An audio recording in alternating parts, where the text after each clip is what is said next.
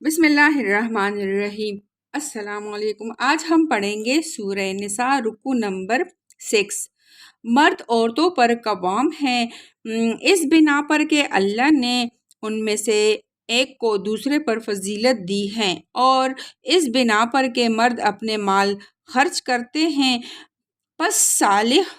پس جو صالح عورتیں ہیں وہ اطاعت شعار ہوتی ہیں اور مردوں کے پیچھے اللہ کی حفاظت اور نگرانی میں ان کے حقوق کی حفاظت کرتی ہیں۔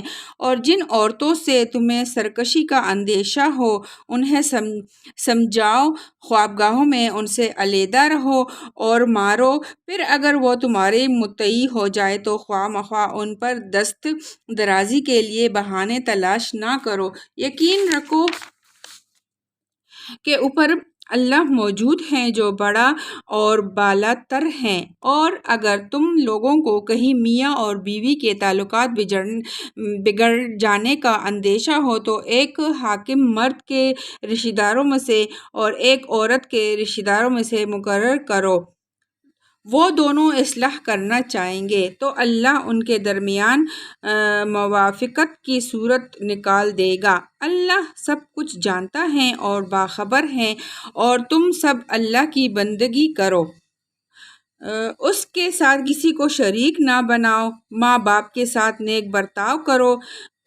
قرابت داروں اور یتیموں اور مسکینوں کے ساتھ حسن سلوک سے پیش آؤ، اور پڑوسی رشتہ دار سے، اجنبی ہمسائے سے، پہلوں کے ساتھی اور مسافر سے، اور ان لونڈی غلاموں سے جو تمہارے قبضے میں ہو احسان کا معاملہ رکھو۔ یقین جانو اللہ کسی ایسے شخص کو پسند نہیں کرتا جو اپنے پندار میں مغرور ہو اور اپنی بڑائی پر فخر کرے، اور ایسے لوگ بھی اللہ کو پسند نہیں جو کنجوسی کرتے ہیں اور دوسروں کو بھی کنجوسی کی ہدایت کرتے ہیں، اور جو کچھ اللہ نے اپنے فضل سے انہیں دیا ہے اسے چھپاتے ہیں۔ ایسے کافر نعمت لوگوں کے لیے ہم نے رسوا کن عذاب مہیا کر رکھا ہے، اور وہ لوگ بھی اللہ کو ناپسند ہیں جو اپنے مال محض لوگوں کو دکھانے کے لیے خرچ کرتے ہیں اور در حقیقت نہ اللہ پر ایمان رکھتے ہیں اور نہ روز آخر پر۔ سچ یہ ہے کہ شیطان جس کا رفیق ہو اسے بہت ہی بری رفاقت میسر آئی۔ آخر ان لوگوں پر کیا آفت آ جاتی اگر یہ اللہ اور روز آخر پر ایمان رکھتے، اور جو کچھ اللہ نے دیا ہے اس میں سے خرچ کرتے۔ اگر یہ ایسا کرتے تو اللہ سے ان کی نیکی کا حال چھپانا رہ جاتا۔ اللہ کسی پر ذرہ برابر بھی ظلم نہیں کرتا۔ اگر کوئی ایک نیکی کرے تو اللہ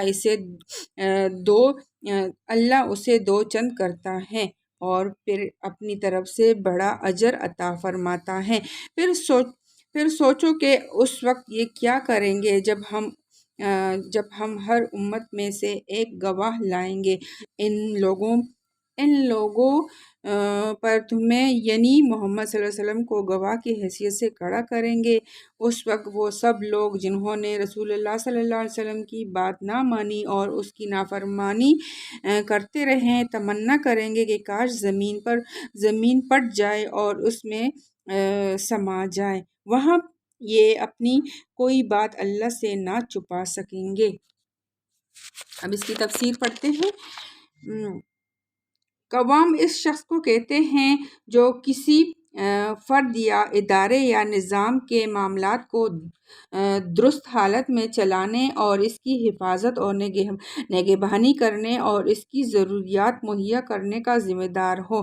یہ مطلب نہیں کہ تینوں کام بیک وقت کر ڈالے جائیں، بلکہ مطلب یہ ہے کہ نشوز کی حالت میں ان تینوں تدابیروں کی اجازت ہے۔ اب رہا ان پر عمل درآمد تو بہرحال اس میں قصور اور سزا کے درمیان تناسب ہونا چاہیے، اور جہاں ہلکی تدابیر ہیں اس سے اصلاح ہو سکتی ہو وہاں سخت تدبیر سے کام نہ لینا چاہیے۔ نبی صلی اللہ علیہ وسلم نے بیویوں کے مارنے کی جب کبھی اجازت دی ہے، بادل نوازتا دی ہیں، پھر بھی اسے ناپسند ہی فرمایا ہے۔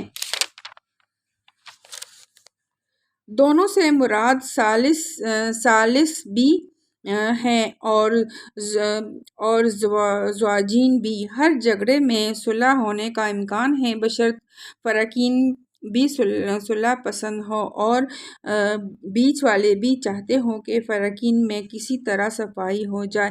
اس سے مراد ہم نشین دوست بھی ہیں اور ایسا شخص بھی جس سے کہیں کسی وقت آدمی کا ساتھ ہو جائے۔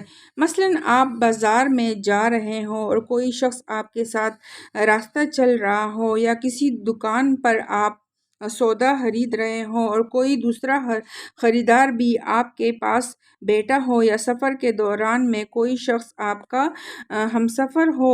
یہ عارضی ہمسائیگی بھی ہر مہذب اور شریف انسان پر ایک حق عائد کرتی ہے، جس کا تقاضا یہ ہے کہ وہ حتی الامکان اس کے ساتھ نیک برتاؤ کرے اور اسے تکلیف دینے سے مجتنب رہیں۔